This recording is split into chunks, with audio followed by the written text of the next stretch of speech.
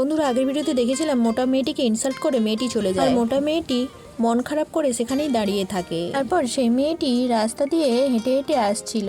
হঠাৎ একটি ছেলে এসে তার ব্যাগটি নিয়ে চলে যায় সেখান থেকে। মেয়েটি সেই ছেলেটির পিছনে দৌড়তে দৌড়তে আর দৌড়তে না পেরে দাঁড়িয়ে যায় এবং আমার ব্যাগ বলে হাঁপাতে থাকে। এটি দেখে মোটা মেয়েটি সেই চোর ছেলেটিকে ধরে এবং সেখান থেকে ব্যাগটি উদ্ধার করে। এটি দেখে সেই মেয়েটি মোটা মেয়েটির কাছে দৌড়ে আসে এবং ব্যাগটি নেয় এবং মোটা মেয়েটিকে ধন্যবাদ জানায় আর বলে, তুমি আজ অনেক বড় হেল্প করলে আমার, আর আমি তোমার সঙ্গে যে ব্যবহার করেছি তার জন্য আমি তোমার কাছে ক্ষমা চাইছি। তখন মোটা মেয়েটি বলে, কারণ মোটা হওয়াটা খাওয়াটা কোনো ম্যাটার করে না, এভাবে তাদেরকে ইনসাল্ট করো না।